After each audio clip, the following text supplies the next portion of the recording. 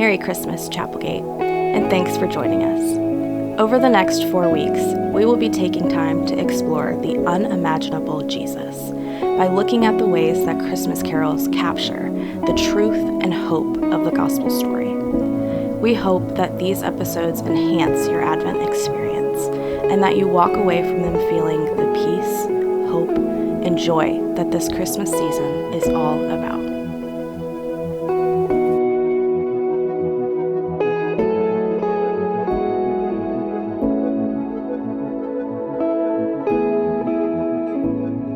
Welcome to week 3. It's December 14th of our Advent mini-series, and again, I'm joined by Dan Passarelli as we look at yet another Christmas carol for the gospel-soaked messages and things that we ought to pay attention to. And we're actually joined by my dear friend Judy Puckett as well, and the two of them are going to kind of walk us through the carol. But Dan, why don't you get us started?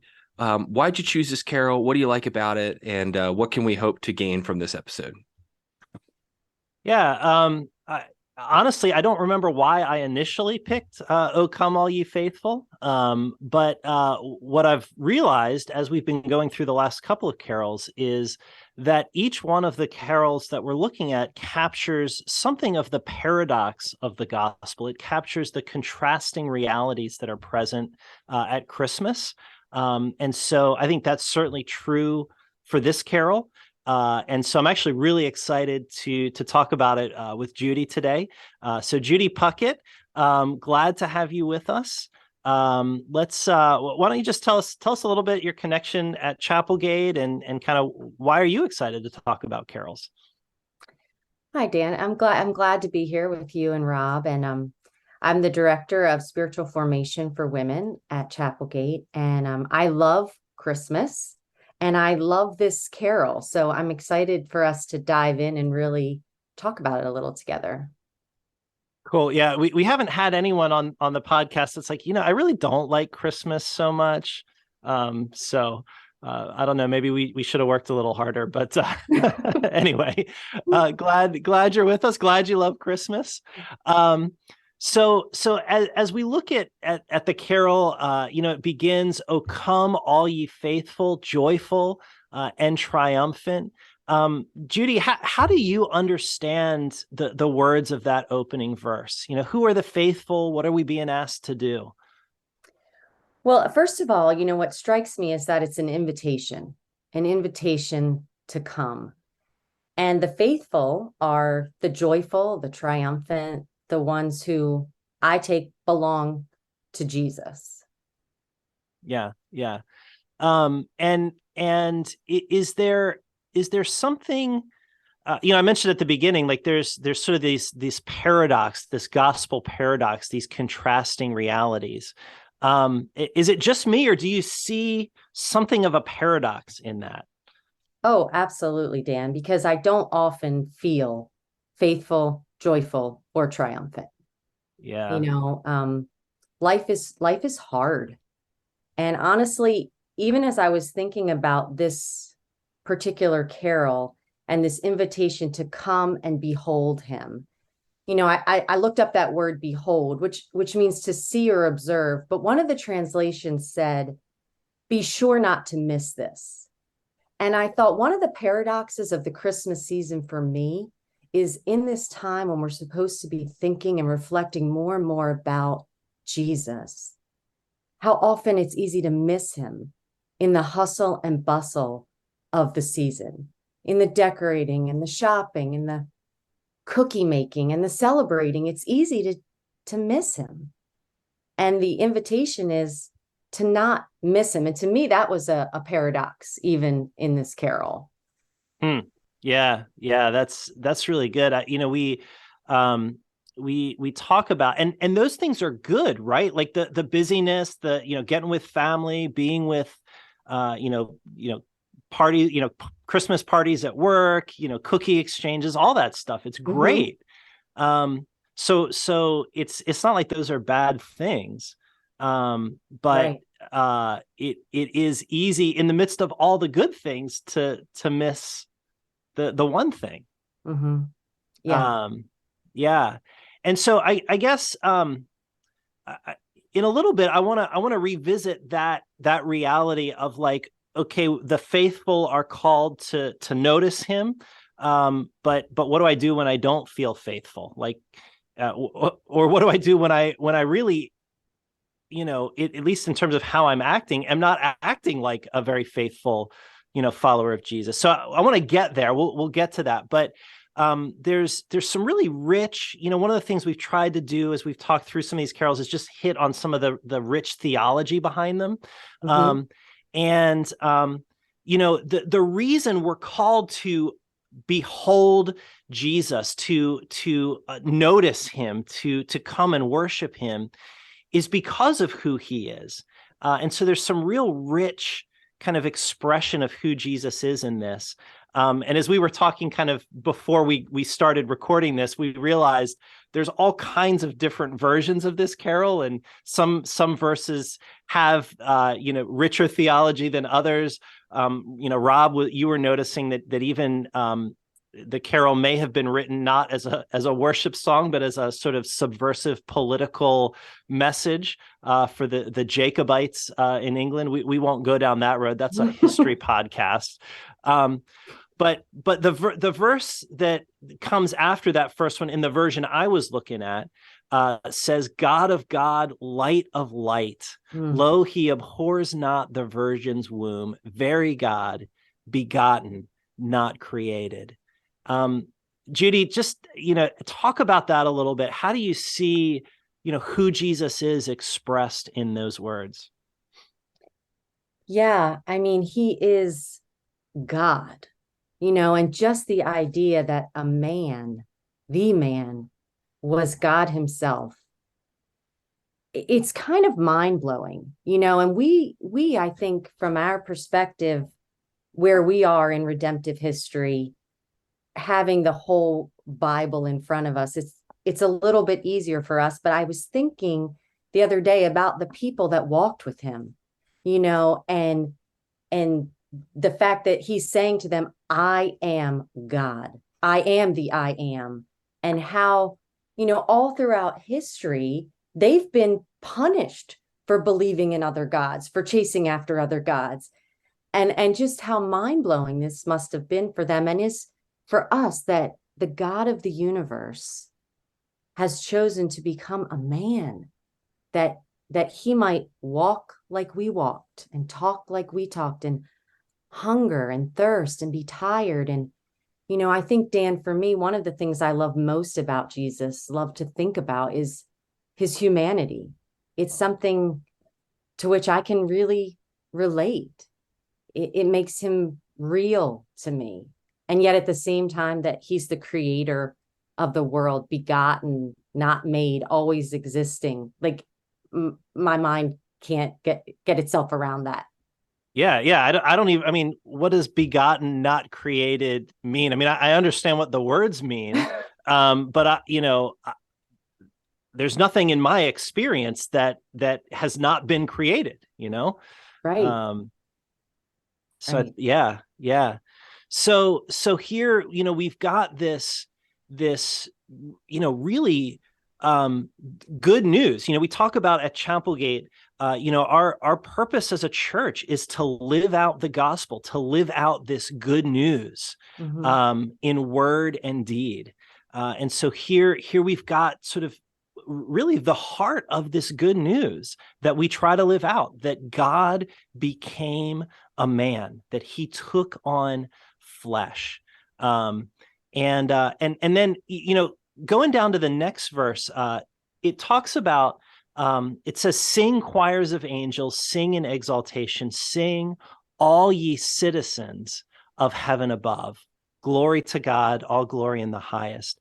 And I think that's another part of this good news, isn't it? That we're invited by this God who became man to become citizens of heaven.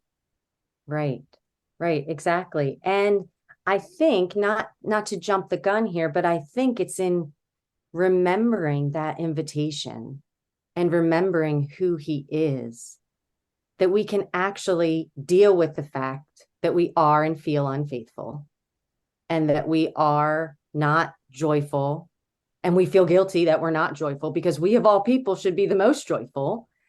And when life doesn't feel triumphant and we don't feel triumphant, we latch on to the fact that we're connected to the one who triumphs over everything. And even if we don't see that victory this side of eternity, we know for sure that it's coming.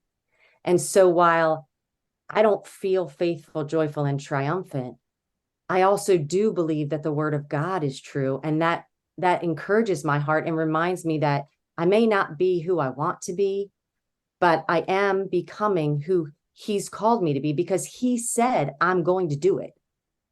I'm going to do it. And whether you feel it or think it or even see the evidence of it, trust my word. I'm going to do it.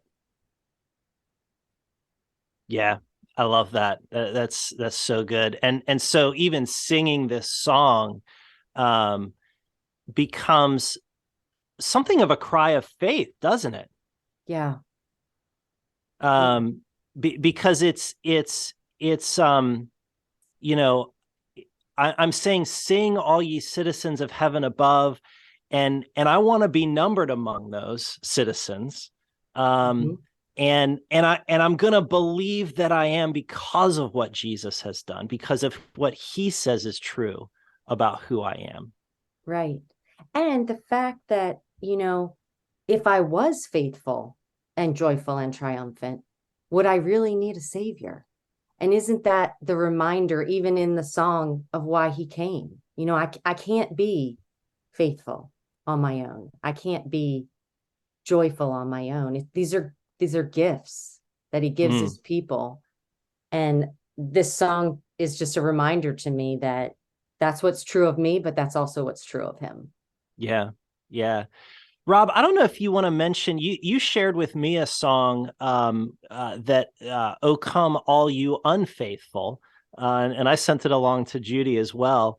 Rob, would you just want to say a word or two about that? Because I think it's a nice complement to this, this carol that we're looking at, and kind of this idea of, the faithful yet feeling quite unfaithful.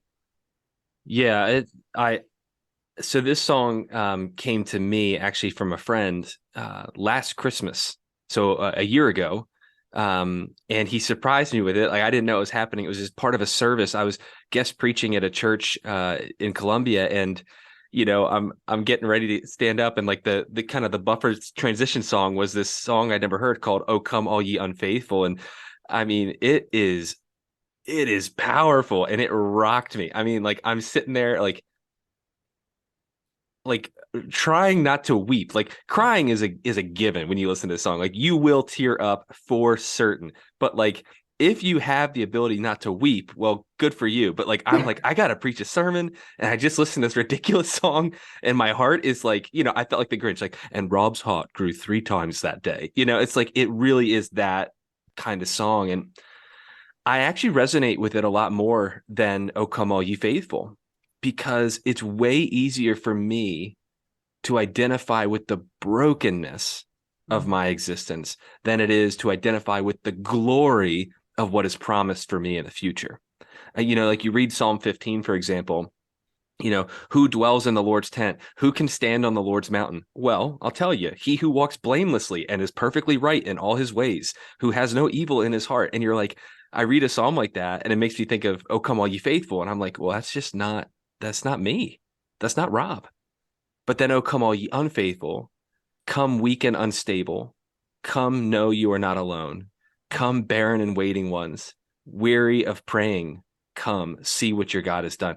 Now that, like, I can live there. Yeah, it's good. Rob, you'll put we'll put the link to that song in the show notes. Is that right? So folks can find that. Yeah, absolutely. Good. Okay, good. Yeah, and Judy, I want to go back to something you were saying, because I think you're calling us to the real truth in both of these songs, which is, in Jesus we are faithful, and yet we feel sometimes very unfaithful in our actions. And maybe it's actually the call to be faithful is simply a call to come to Jesus as we are, isn't it? Yeah, I think that's exactly it. To come in dependence, in honesty, in brokenness, and in weakness, to just come as we are, and to remember who he is amidst that brokenness. And even as you were sharing the lyrics, Rob, of the song, I was thinking, when we see ourselves as we are, broken and weak and needy, and God meets us there, then we make much of him, don't we? We think we just esteem him so much. And yet for me personally, when I see myself as faithful or strong or competent, I'm not making much of him. I'm making much of me. And I mean, I think the posture of the faithful is to make much of him. Yeah, that's beautiful. So part of what we're trying to get at in these conversations is not just the theology, the truth of the gospel, which is beautiful, but what does it look like for us to live out this good news that Jesus came for the unfaithful, to be faithful for them. So Judy, I want to throw that out to you. As you think about that, what does it look like for us to live this truth out in our lives? One of the first things I think of, Dan, is that we have each other. We need each other to remind us of what is good and true and beautiful. And, when I think about Matthew's gospel and how it starts and finishes with Emmanuel, God with us, the revelation of who Jesus is, he's Emmanuel. And then the very end of the book where Jesus says, I'm with you always to the end of the age, presence is so important. And when I think about how do we live that out as a community, one of the things that comes to my mind is like, we need each other as Christ's body. That's part of the gift that he's given us, even in himself, is giving us the gift of one another. Because sometimes when we're in those pits of feeling unfaithful and down and sorrowful and weak, we can't get ourselves out of there, and it's even in worship. I know I've talked about this before with you guys, but like when I come to worship sometimes and my heart is just not engaged, and yet I see my brothers and sisters around me worshiping with their whole hearts, it's contagious for me. It ushers me in. And I think that's one of the gifts of how we live this out in community is being together. Yeah, I love that.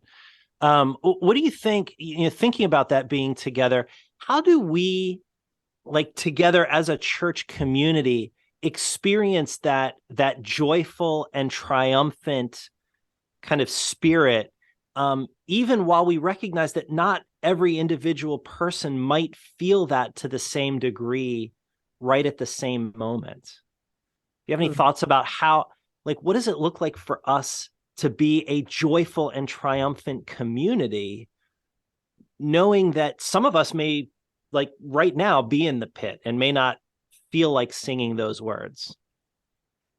Yeah, I think that's a really great question. And I think for me, I think that just begins with honesty, just being able to be people who are real about where we are, without the expectation that we should be joyful or that we should feel victorious, but just to come and be free and safe to say, like, that's not where I am.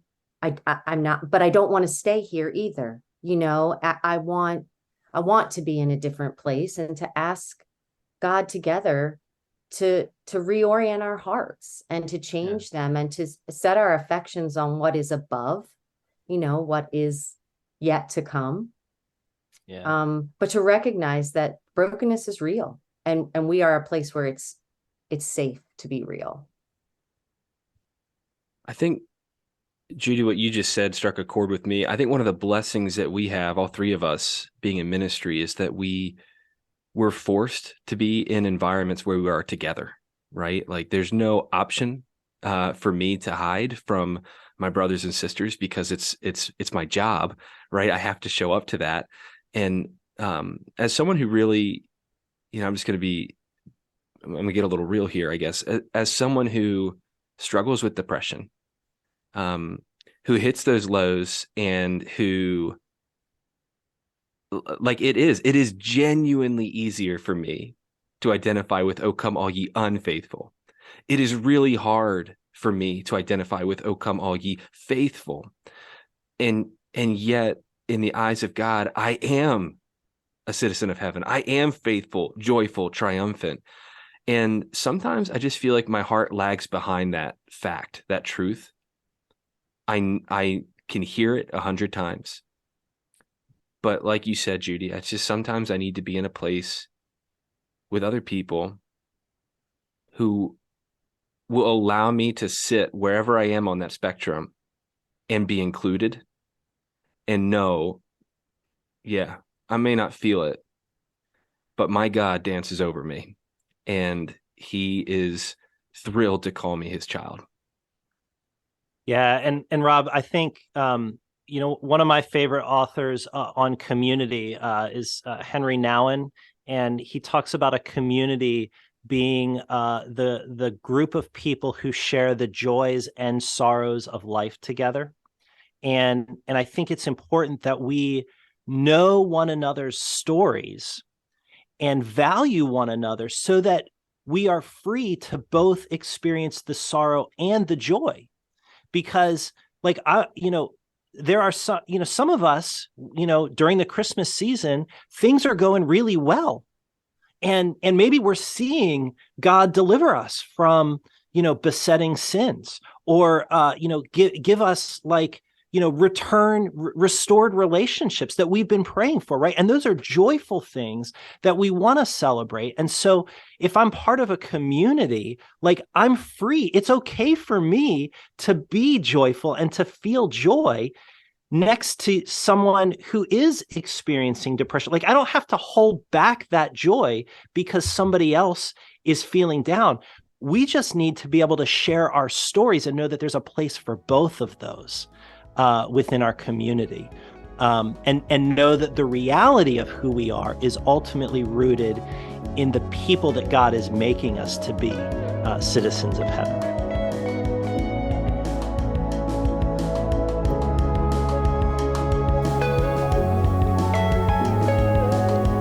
Nevertheless, the time of darkness and despair will not go on forever. We have seen a great light. The unimaginable Jesus is here, shining in the darkness, and the darkness has not overcome him. On behalf of everyone here at Chapelgate Church, we hope you have a very Merry Christmas. Thanks for listening.